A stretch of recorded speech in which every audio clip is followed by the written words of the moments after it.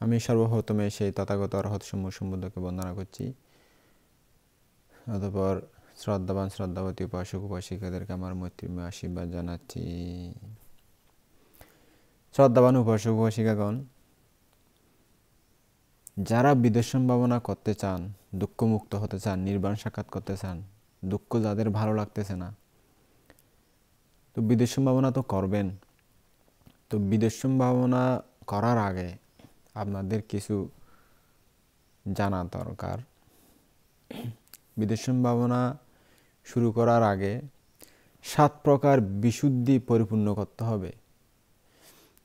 সেই 7 প্রকার বিশুদ্ধি হলো: 1 নম্বর শীল বিশুদ্ধি, জ্ঞান বা আচরণের পরিশুদ্ধতা, সেটা লাগবে। 2 নম্বর চিত্ত বিশুদ্ধি, চিত্ত বা মনের পরিশুদ্ধতা। 3 নম্বর হলো দৃষ্টি বিশুদ্ধি, মিথ্যা দৃষ্টির পরিশুদ্ধতা।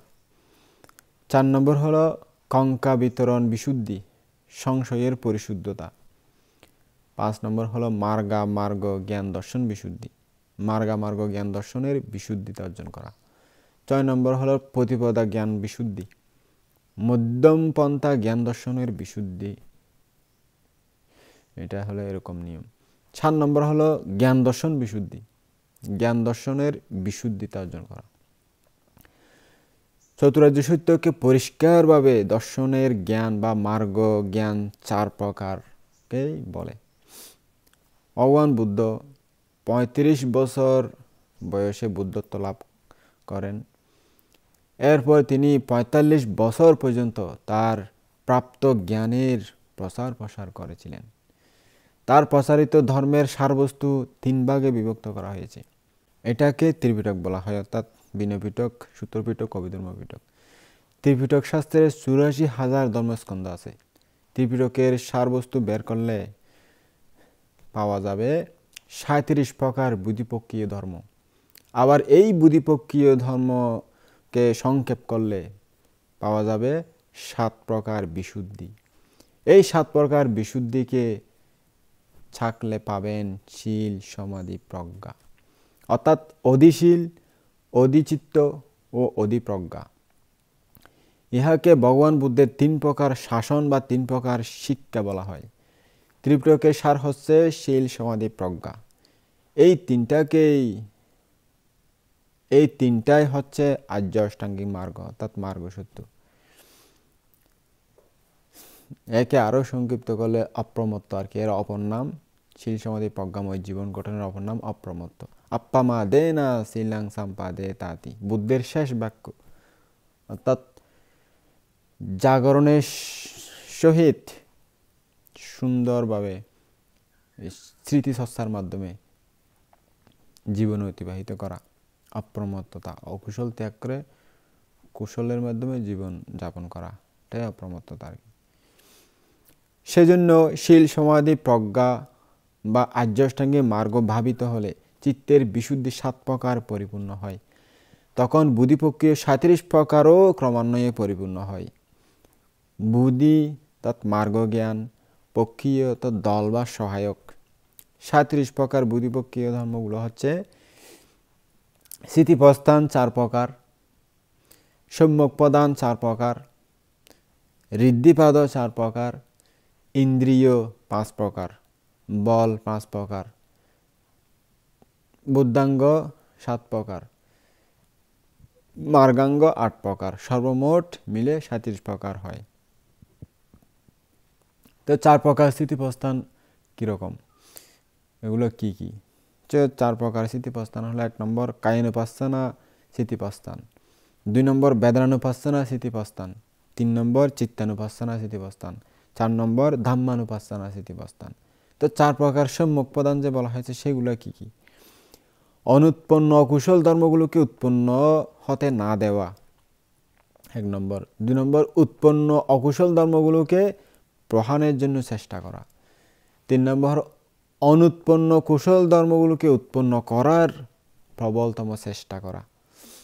4 নম্বর উৎপন্ন কুশল ধর্মগুলোকে টিকিয়ে রাখার চেষ্টা করা, ধরে রাখার চেষ্টা করা। তো 4 প্রকার ঋদ্ধিপাদও বলা হয়েছে।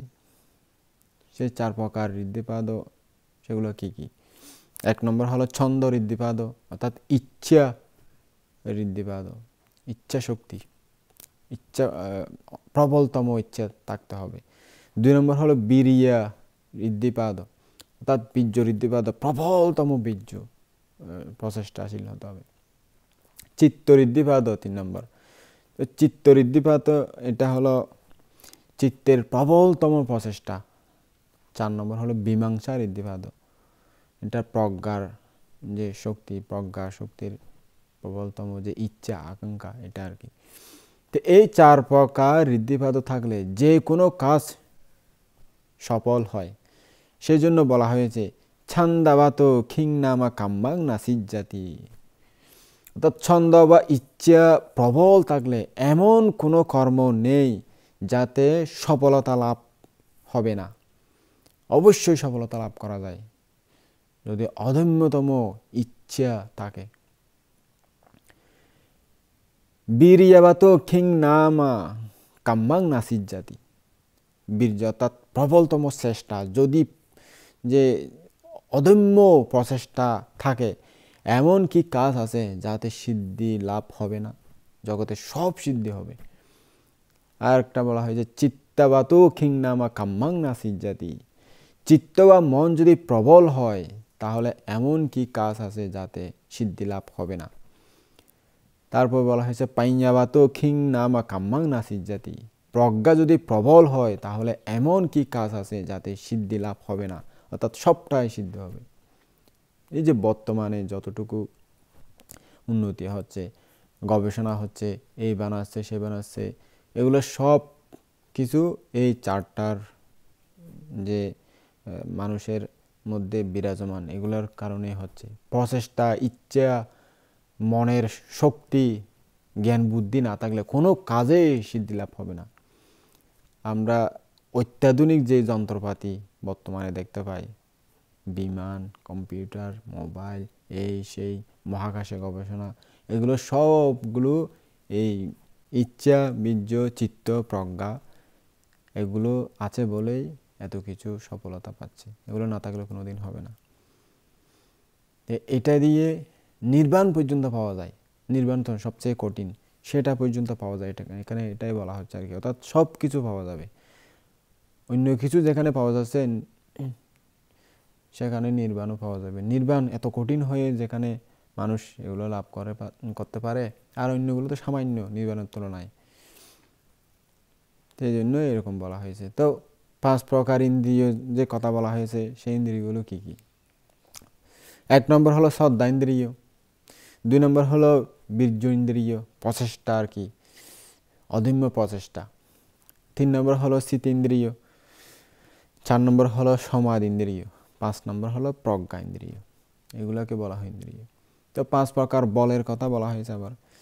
1 নম্বর হলো শ্রদ্ধা বল, 2 নম্বর হলো বীর্য বল, 3 নম্বর হলো স্মৃতি বল, 4 নম্বর হলো সমাধি বল, 5 নম্বর হলো প্রজ্ঞা বল।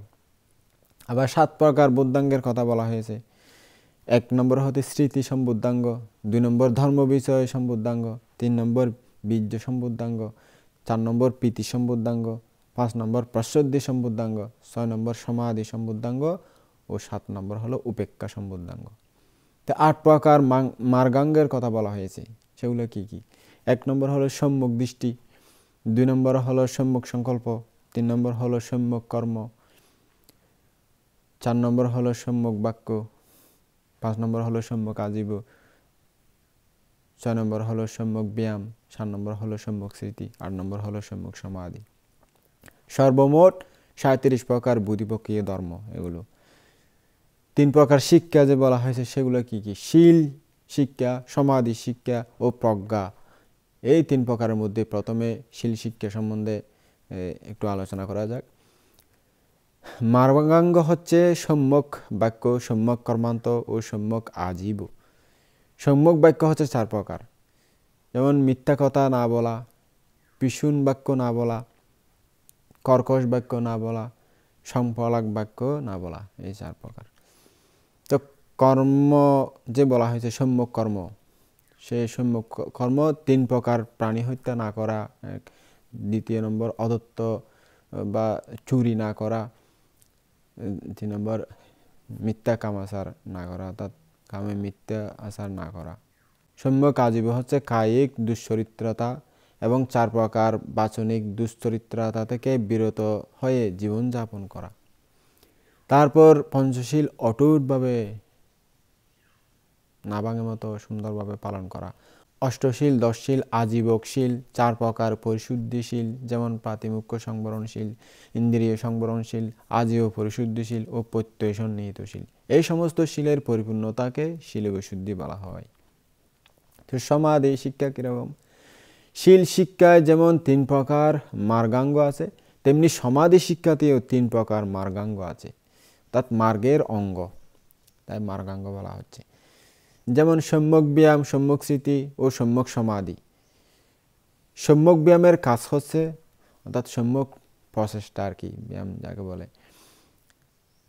এই সম্যক প্রচেষ্টার কাজ হচ্ছে সম্যক প্রদান 4 প্রকারের পরিপূর্ণতার জন্য কাজ করা।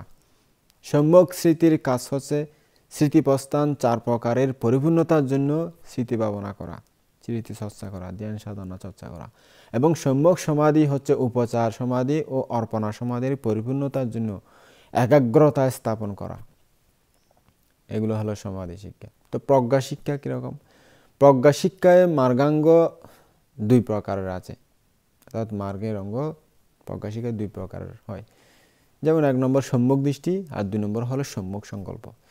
চতুরার্য সত্যকে জানার অর্থে সম্যক দৃষ্টি এবং অনুৎপন্ন অকুশল চিত্তকে উৎপন্ন না করার জন্য সংকল্প করা, উৎপন্ন অকুশল চিত্তকে প্রহার করার জন্য সংকল্প করা, উৎপন্ন কুশল চিত্তকে ধরে রাখার জন্য সংকল্প করা এবং অনুৎপন্ন কুশল চিত্তকে উৎপন্ন করার জন্য সংকল্প করা। এই ত্রিশিক্ষা দ্বারা সংসার আবর্তন থেকে মুক্তি পাওয়া যায়। অর্থাৎ এই যে জন্ম জন্মান্তর ঘুরাফেরা এখান থেকে এই 3 প্রকার শিক্ষা দিয়ে মুক্তি হওয়া যায়। যারা মুক্ত হয়েছেন এই 3 প্রকার শিক্ষা দিয়ে হয়েছেন। প্রথম মুক্ত হয়েছেন ভগবান বুদ্ধ, তারপরে তার শিষ্যদেরকে সে পথ দেখিয়ে দিয়েছেন, তার ভক্ত উপাসক উপাসিকাদেরকে পথ দেখিয়ে দিয়েছেন, তারাও সেই পথে চলে মুক্ত হয়েছেন। এখনো পর্যন্ত যারা সেই পথে চলবে এই ত্রিশিক্ষা দিয়ে নির্বাণ সাক্ষাৎ করে দুঃখ থেকে মুক্ত হতে পারবে। যারা দুঃখ মুক্তি হতে চান, আমরা তো এমন অবস্থা আছে দুঃখ পাই, দুঃখ অসহ্য হয়, কিন্তু দুঃখ মুক্তির পথে হাঁটতে চাই না। আমরা বসে বসে দুঃখ মুক্তি কোনোদিন পাবো না। কেঁদে ফুর্তি করে করে শুধু কেঁদে কেঁদে দুঃখ মুক্তি আসবে না। আমি যদি নদীর এপারে বসে নদীর ওপারের সুখ সমৃদ্ধি দেখে ওই সুখ তুমি আমার কাছে চলে আসো, ওই নদীর ওই পারটা তুমি সুখগুলো আমার কাছে চলে আসো, কোনোদিন আসবে না। আমাকে সাঁতার কেটে নদীর ওপারে পৌঁছাতে হবে, তারপর ওই সুখটা আমি লাভ করতে পারবো। এটা হলে ঠিক একই রকম। আমরা যতই কান্নাকাটি করি না কেন, সুখ আমাদেরকে এসে কোনোদিন ধরা দেবে না। সুখের জন্য আমাদেরকে প্রচেষ্টা করতে হবে, বারবার সুখের খোঁজে বারবার বেরিয়ে পড়তে হবে। তো এরকমই এই যে বিদেশ সম্ভাবনার নিয়মগুলো, নির্বাণ সাক্ষাৎ করতে হলে এরকম করতে গেলে